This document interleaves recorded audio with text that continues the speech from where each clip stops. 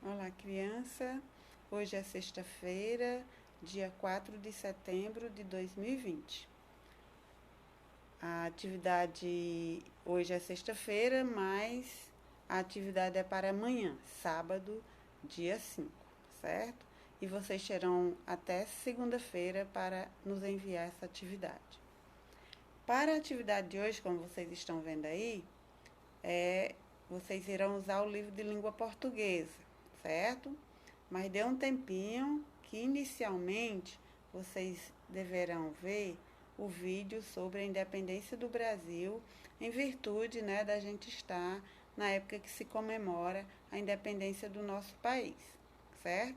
Assistam o vídeo, curta aí um pouquinho sobre a história da independência do Brasil e em seguida vocês deverão assistir outro vídeo que vai falar sobre parágrafo e pontuação, certo?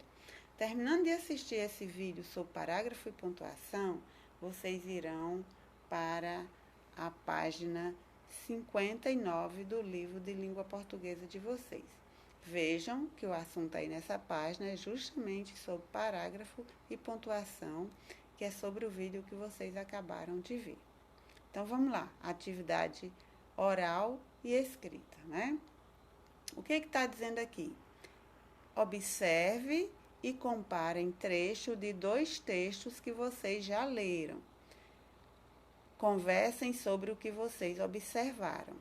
Vamos ver o primeiro trecho. O que diz o primeiro trecho? O primeiro trecho diz o seguinte: a barata diz que tem um tapete de cetim. É mentira da barata, ela dorme no capim. Vou ler o segundo trecho. Os crocodilos fêmeas protegem seus ninhos.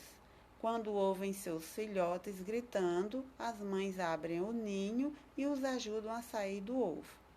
Depois levam com cuidado até o rio em sua boca. Observem o que eu li, o trecho 1 e o trecho 2. O trecho 1 diz respeito ao quê? A uma poesia, um poema, que na verdade aqui é uma cantiga, porque as cantigas, elas geralmente têm a estrutura,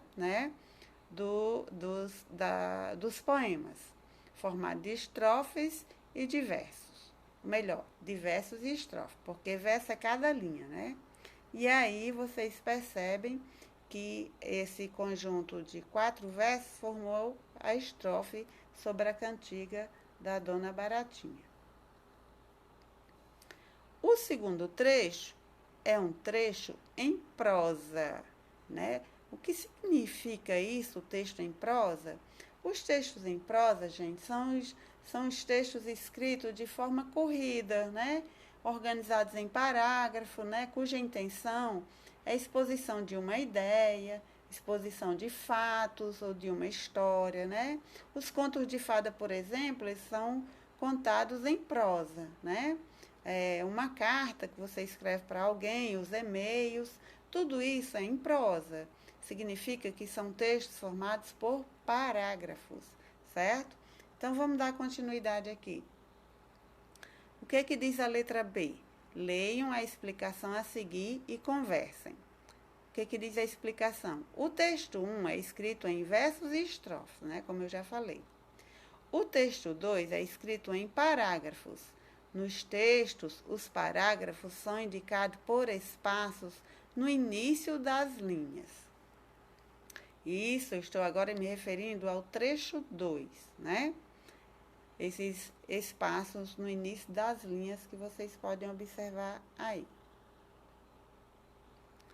Vamos para a questão 2. No texto 2, pinte os espaços no início das linhas, depois complete a explicação a seguir. Então, vamos voltar ao trecho 2, ó. Os crocodilos fêmeas protegem seus ninhos.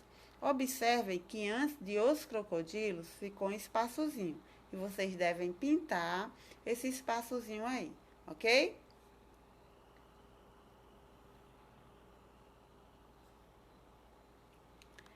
Observem que agora o segundo parágrafo. Quando ouvem seus filhotes gritando, as mães abrem o ninho e os ajudam a sair do ovo. Observe que antes da palavra quando também tem um espaçozinho aí que vocês devem pintar.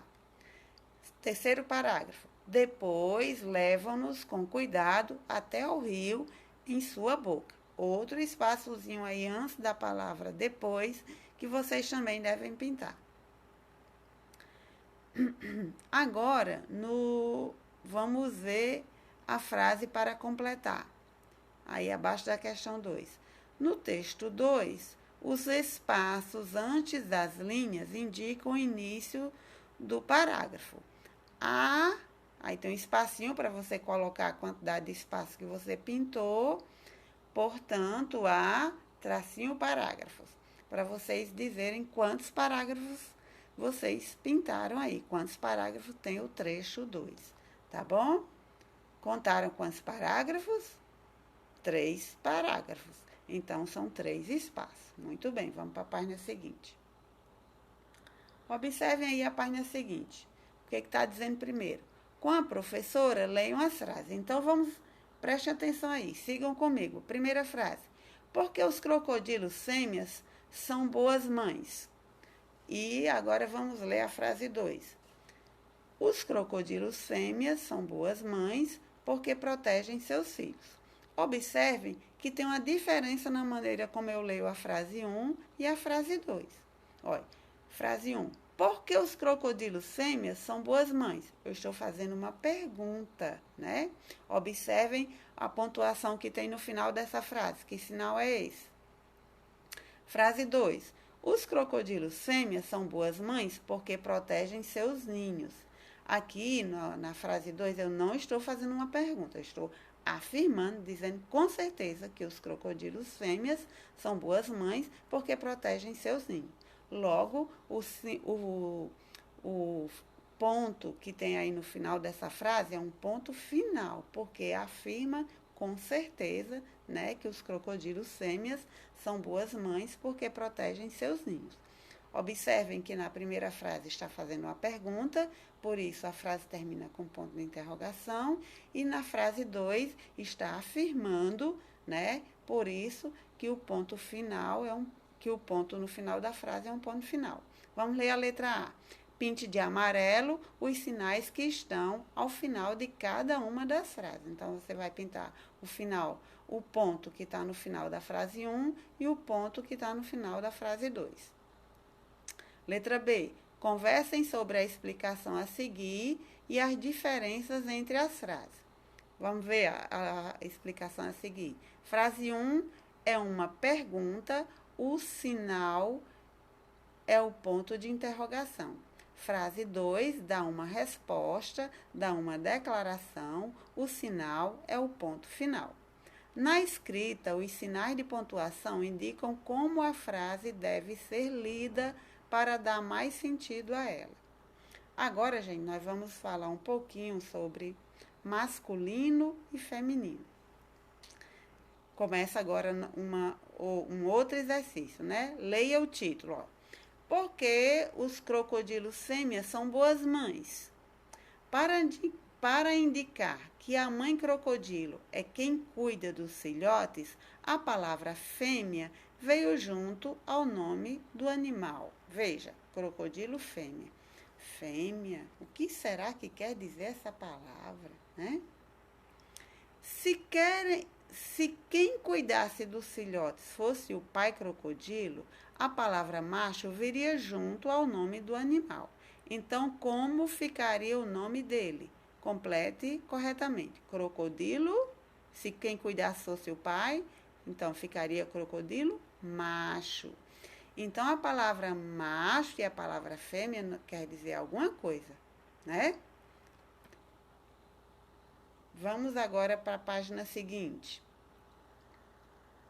Há outros animais que também precisam das palavras macho e fêmea para indicar o gênero masculino e feminino. Estão vendo, gente? Então, a palavra macho e fêmea quer dizer gênero masculino e gênero feminino. Macho quer dizer gênero masculino e fêmea quer dizer gênero feminino. Agora é a sua vez. Siga o modelo e complete o quadro. Observe que na primeira coluna tem o nome do animal, jacaré, zebra e girafa. Na coluna do meio tem para você escrever o masculino: jacaré macho, zebra macho, girafa macho. E na terceira coluna tem o feminino, onde você vai escrever jacaré fêmea, jacaré, zebra fêmea e girafa fêmea. Observaram que em o nome de alguns animais você precisa colocar a palavra macho e a palavra fêmea para indicar se é masculino ou feminino. Terceira questão. Os nomes de pessoas, animais e coisas podem ser masculinos ou femininos. Forme pares segundo o exemplo. Aí tem aí de um lado masculino, do outro lado feminino. O menino, quem é o feminino? A menina, né? O primo, quem é o feminino? O amigo, quem é o feminino?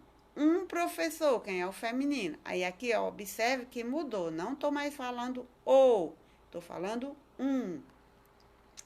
O diretor, como é que você vai dizer? A diretora, né? Muito bem. E a quarta questão diz: complete. Antes da palavra masculina, usa-se o artigo o ou um. Por exemplo, o aluno ou um aluno. E antes da palavra feminina, usa-se o artigo a ou uma. A criança ou uma criança. Muito bem, crianças. Conclua a atividade de vocês. Em seguida, façam a fotografia, né, ao lado dela. Se o livro, dá para tirar 2 páginas de uma vez, gente, pode tirar, para não precisar tirar página por página. Abra o livro, quando der para tirar 2 páginas de uma vez, é só tirar e enviar a atividade. Bom trabalho, até a próxima.